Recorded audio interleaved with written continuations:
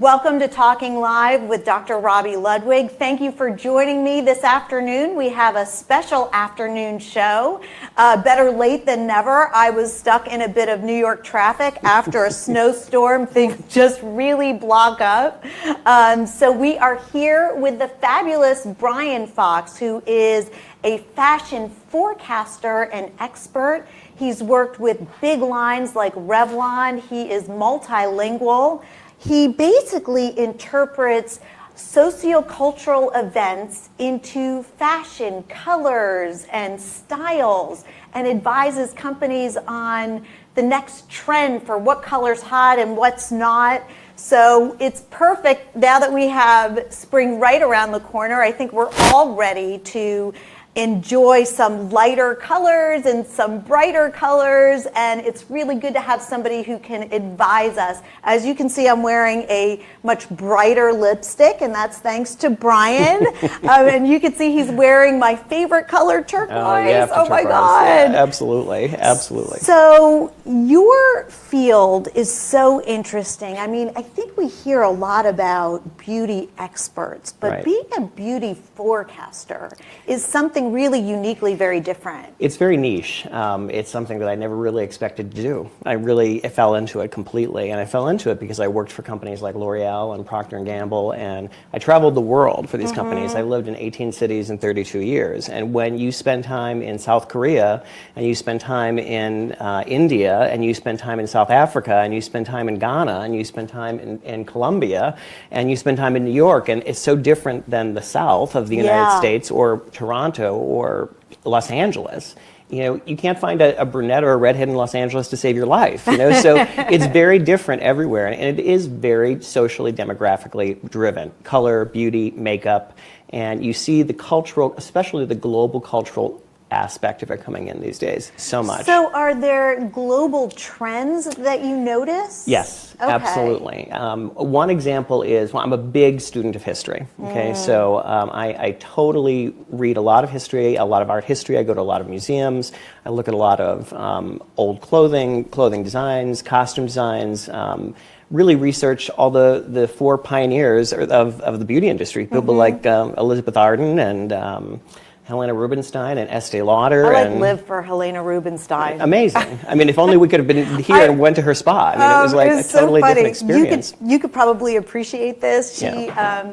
She was represented in the Jewish Museum Yes. for the power of beauty. Did you see that? I did. It's amazing. And it really influenced my book, which you also read. But what I loved about it... I read 3 times. Oh my God. I'm one of 3 girls. So she had her sisters call her Madame. I was like, if I could only get my sisters to call me Madame, I'd be so happy. In my last company, which I just sold, I actually used to have this sign on my door that says the Queen is seeing. Yes. Is seeing people right now, or the Queen is not. I could turn it around and just close the door. Yes. But you know what? It's actually really great when you have that kind of relationship. I have 5 sisters, and I had a mother who, you know, she had 9 children. And God so bless her. that's really what got me interested in beauty and in women and empowering women in general.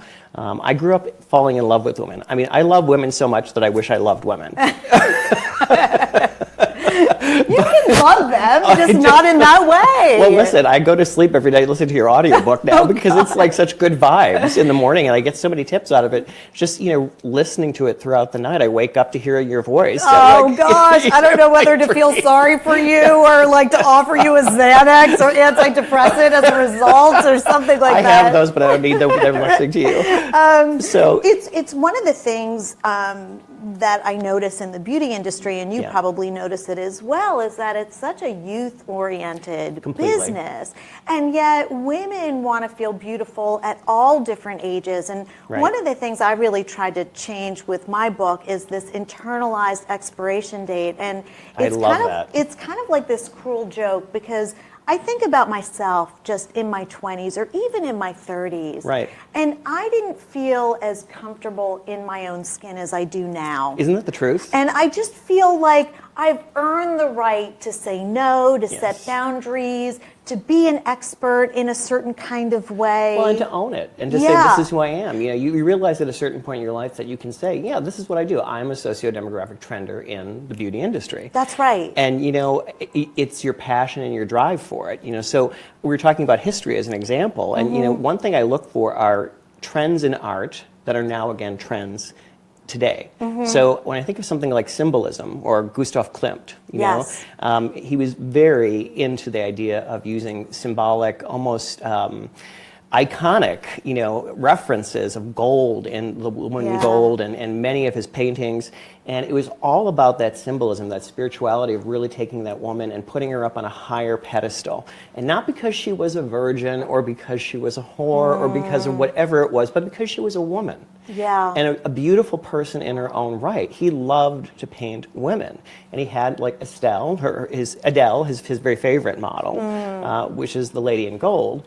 And I feel right now that we see this in art all over the place. We see emojis in art. I mean, we live with symbols in all parts of our life. So if you really look back at those colors, those are colors that are really popping up again. If you think about metallics, right? There's a lot of metallics, okay? So it used to be... I just bought a silver motorcycle jacket. Exactly. I haven't worn it yet, but I bought it. Well, it's the way they even treat leather. Like Chanel tans their leather with certain metallic pigments so that you get the sheen on Chanel leather. I don't know if you've noticed that in Chanel. Do you think technology also has influenced style? Absolutely huge. It's a very different thing. I was just going to say that, you know, actually 20 years ago, women over 35 would not wear a eyeshadow that had frost or shimmer or glitter to it. But it was because it was a different kind of technology. Now there's those amazing technologies that kind of float and glide, and there's new ingredients that we've opened up as a global world that are from different countries, oils and butters that help things kind of glide and feel really natural on your skin, and it doesn't sit into the lines or any wrinkles. And even materials, right? Absolutely. I mean, I'm all about stretch. You know, anything that stretches, I love. Yeah, well, why not? It's comfortable. Because we're busy. It's too much. You know what? You have to go through the whole day, and you just came down from downtown, right? Yeah. Just getting here to Times Square, it's really crazy. It can take you 3 hours to do that, you know? Right. And so you have to be comfortable. But you also have to be comfortable when I'm yelling at the driver to go the way I want him to go. But you have to be comfortable in your makeup and in your hair, too. Yes. Because you have to wear it all day. That's true. It used to be a time where, you know, people would take their makeup off midday, or in Europe, women didn't wear makeup during the day to work. Oh. I mean, that was a really big, I worked for L'Oreal, and all the French, you know, wore no bras, open blouses in the 80s and 90s, no makeup, did nothing to their hair, and just smoked cigarettes outside all day. So, I mean, we hear about the French mystique, and you speak French as well, and we're always very admiring of these French women who do have an amazing style. And when you're in France, you can see the influence of art.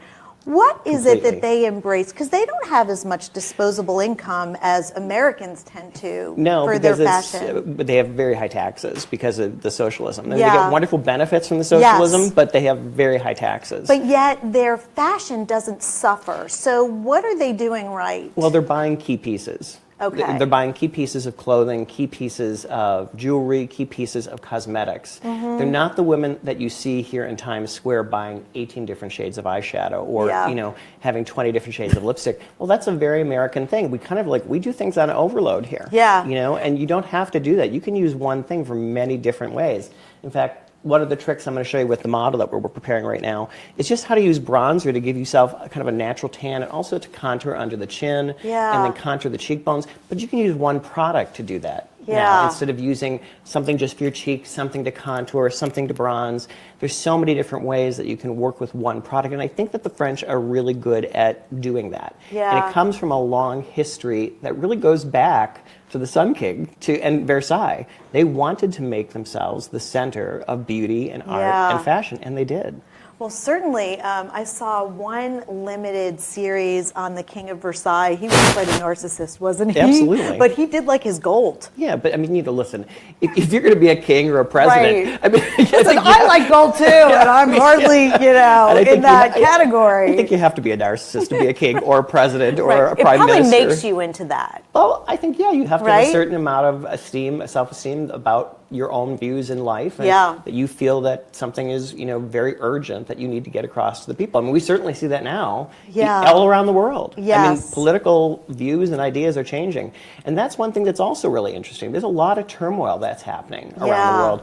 And because of that, I mean, you see the Dutch president, you see Brexit, you see what's going on in France with their presidential election, and what happened here in the United States. And I try to be completely apolitical because I have so many friends on both sides of the fence. And I'm a Buddhist. I do as well. Love and peace to everybody. Just buy makeup, wear it well. Right. If you look fabulous, look good. I don't care what side of the aisle you're on. But it is an interesting question. How does politics influence fashion? Because it does. It must. Anytime throughout history that there has been any kind of great struggle or war, bright colors come back into view. So we are getting a lot of brights for spring right now because there's a lot of discontent, there's a lot of worry, there's a lot of fear. We want to be happy. Right. So our clothes in bright colors help us to feel more optimistic. Right, or just like your fabulous vest. I mean, it has a retro piece, but it also has... I wore this for you, Ryan. I love it. I wore this for you. I wouldn't have worn this if I was not seeing you. I don't know what I'd be wearing,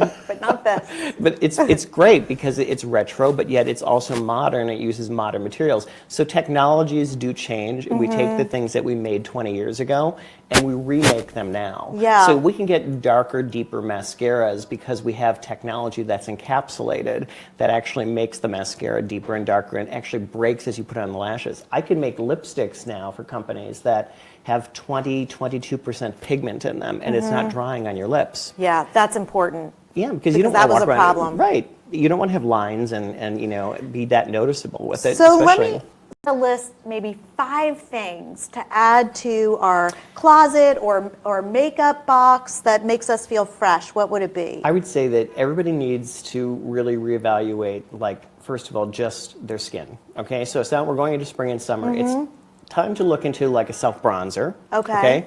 And to start wearing a self-bronzer. There's lots of great, I actually have an interesting client called Best Bronze, and they do these really wonderful products.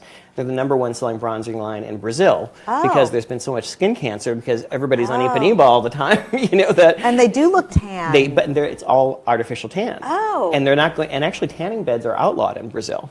So that's because of all the skin cancer, it Plastic really should surgery be here. isn't though. Yeah, no, I know, which is great. Which I'm okay with. It's free in Argentina. Is it free? Yeah, I know. If only I could meet my Argentinian soulmate. Yeah, I know. My husband may not like that, but I know. But I think a self bronzer would be a really good thing to add in. So self bronzer. Okay. And what do you recommend here for self bronzer?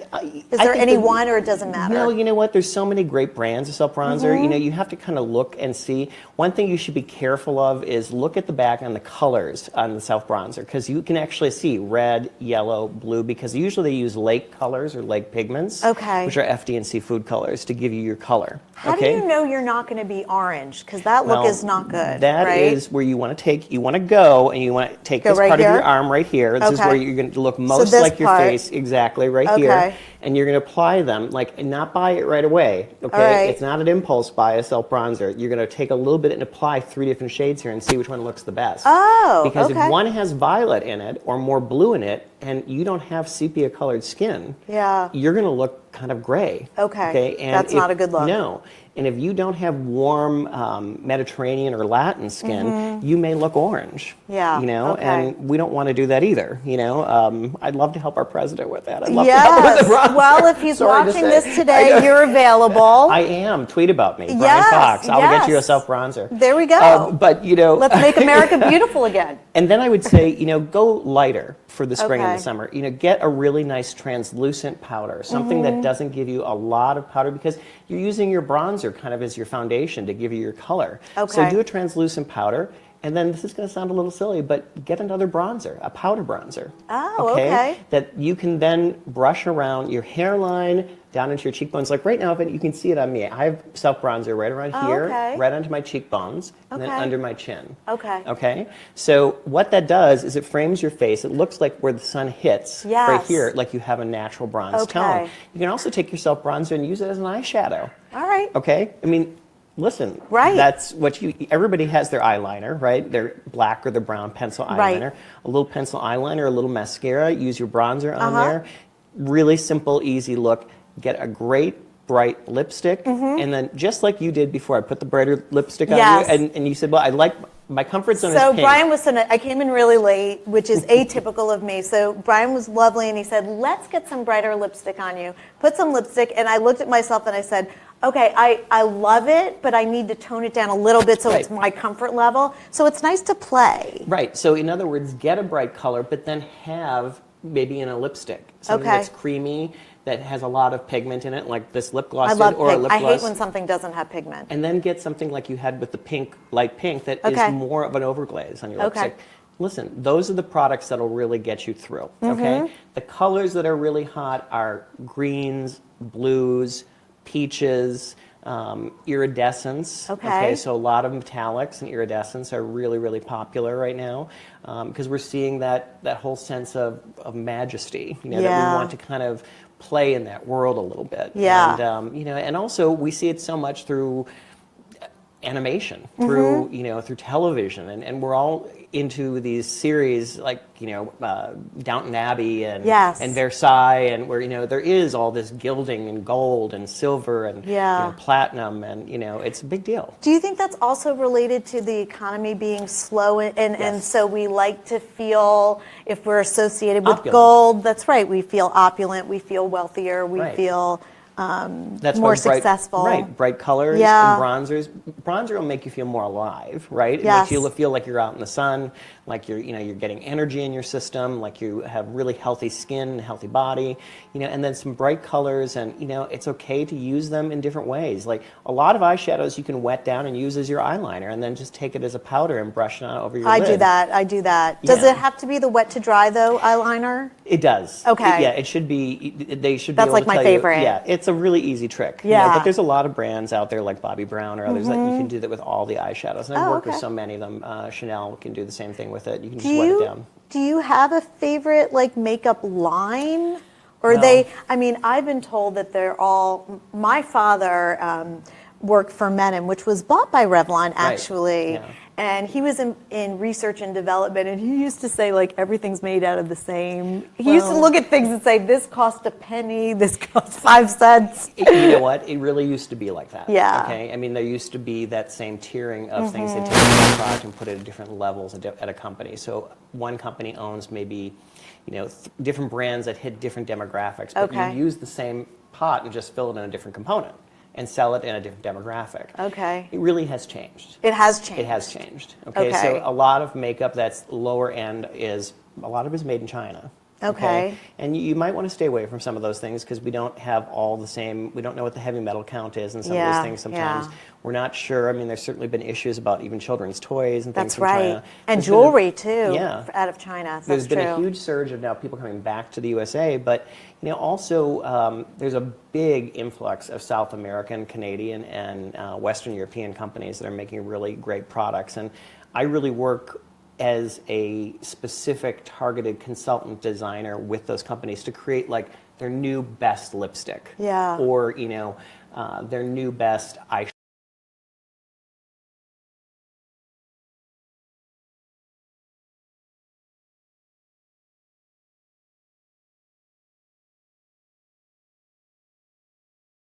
We have a model here. We do, yeah. Is it premature to bring our model in? No, I think we can bring our model in. All right, well, we have a model that you specifically chose because we also wanted to make sure that women who were in the prime of life could feel beautiful and look great. So maybe you can tell me what we did here. Well, this is my friend Beatrice. Hi, Beatrice. You look gorgeous. Thank you. You really do. How do you feel? I feel great. Is this a very different look for you? It feels very light. Okay. I'm a wash and go person. Okay. So I think it's perfect. Yeah. Well, I really wanted to bring a real life model in. Yeah. And Beatrice is a beautiful woman, but she also said to me, she's a friend and she works in the beauty industry, and she said to me last week, I just want somebody to play with my hair. I really don't want to cut it. And so I brought in James Labusque. Say hi, James. Hello, everybody. Don't we love his accent? I It's know. fabulous. Sexy, right? Keep talking to me. Sexy, Yes. Well, James was on the artistic team for Tony and Guy, but he has his own business, and he does haircuts for an outrageous amount of money for people all over Manhattan. And he came in, and maybe just tell him a little bit what you did. Yeah, and what inspired you too, if there was an inspiration. Thank you very much. With Beatrice, it was a simple conversation that we had really regarding on how Beatrice styles her hair when she's at home. I think the biggest thing when we go into a salon is to have key questions asked. How do you maintain your hair at home? Obviously, I won't be going home with her, so I want to make sure that we gave her a haircut, but she's able to manage when she's there. And key things was finding out about her natural texture as well. So inspiration behind what we wanted to do was having a versatility within the finishing. Today we opted to go with a dry haircut because she's got lots of density, but it's a finer texture. If we approached it wet, a lot more would have came out. So we wanted to do a dry where there was, we still maintained a lot of the density that she had to her hair. So Beatrice's biggest concern was that she wanted something framing her face. So what we did was we went through with a lot of slicing, right, to break up the weight of the hair. Yeah. And give her a really nice seamless approach. Yeah, I love the ends. It looks so beautiful. It lays beautifully. Yeah, her exact words to me was, "I want pieciness around the face," and so that was the the idea and the inspiration behind what we did. Well, and it goes so well with your book because you know what? People who are in their 40s, 50s, and 60s, like I'm 50, Beatrice is right around the same age. Yeah. Okay. We're all about the same We're all the age, same age, right? exactly. Yeah. And I'm a lady, so I won't tell her age, okay? Because she's a lady. But you know what? Everybody wants to look their best and their sharpest. And what we did with her makeup was really simple. We used a foundation that actually just really bashed. She just came back from Granada, and so she was in the sun. So she had a tan, so I didn't do a bronzer on her. But we evened out her face with just a really simple, light, oil-free foundation that has an SPF 30 in it. Okay. So that she doesn't have that. And at the same time, we just touched her brows up, and I kind of framed them out a little bit. And she had them tweezed pretty nicely, but I gave her an arch with just a little bit of brow gel. And then we gave her a little bit of brown liner. And I just put on her eyelids, it's just simply a primer. It's an eye primer. Wow. And James, if you want to hand me the bronzer right behind on the brush, I just want to show this little trick. It's what I have. It's actually the bronzer is in the very colorful palette. Perfect. And then the brush, too, darling. Okay. So I'm going to let you hold this microphone, and I'm going to show you exactly what we're going to do now with the bronzer, which is just a simple trick. Okay, so we're just going to take this Do you bronzer. want to just show what the bronzer looks like so people can see? Yeah. So This it's is like a something- bronzer and a It's something I highlighter. designed in a collection from my company that I just sold. Beautiful. But what we're going to do is just take it, and I already have some powder on your skin, and the key thing that's really important is that you do put an iridescent powder on your skin ahead of time. So we're just going to give her a little bit of bronzing right on her cheekbones and right below. I put a little bit of highlighter here beforehand, so see how we're chiseling out her face a little bit? Yeah. And just giving her, just where the sun would hit her a little bit. Take it on this side. We don't want to mess her hair up too much, but maybe you can pull it aside. There you go. There we go. But, I like to frame the face, almost like haloing the face with a Okay. bronzer. Okay? And for this is where you want to spend a little money. Get a bronzer that's more expensive. Oh, Feel okay. this product. It feels like suede. Oh my gosh, it really does. So Yeah. there's actually moisturizers pressed right into the product. So when it spreads on, you can see it doesn't leave you with any kind of darkness. And then what I'm going to do is I'm also just going to go in and look at this. Look what it does to Yeah. underneath her chin. So Just it gives her a little- definition a bit. Yeah, and we're kind of just chiseling her out a little bit. That's all. And Yeah. giving her a little bit of there and a little bit here. And that's really it. Do you think less is more? I really Especially, do you think that there's a different approach when someone's in their 20s, 30s, 40s, 50s? No, I think that women have the liberty these days Okay. in all ages to wear whatever they feel like it's appropriate for them to wear and what they feel comfortable in. Okay. Some people feel comfortable with a lot of makeup. I feel comfortable with a lot of makeup. on. Okay. I'm wearing less makeup than I normally wear today. But I always believed that I had to try it and use it in order to know what it felt like on someone else. Yeah. Okay? Yeah. I mean, I have 4 girlfriends from high school who tell me that I have the longest nighttime ritual. It takes me like a half hour to like do all the cleansing Oh, and scrubbing wow. and It's so eye important, treatments. though, right? Absolutely. I mean, I Yeah. have no Botox in my skin, and I'm 50. Wow. So, I mean, it really does make a difference. And then lastly, James, would you hand me the lipstick? We're just going to give her a little bit of some bright lipstick. You get the bright lipstick, too. There we Yeah. go. So, and this is actually a gel-based lipstick, so it's really creamy. Just open for me a little bit. There you go. And I find I need a creamy because if something gets too dry on my lips, I won't wear it because I just feel like it's not comfortable. Okay, now schmutz. It's the international symbol. Do you use just Perfect. it's beautiful. An eye test, like, do you just like say, okay, this is bright and I like the way it looks, and that's how you determine whether it's a good color? Well, there's a trick with color. Okay, and 'cause it's that is- tough. Yeah.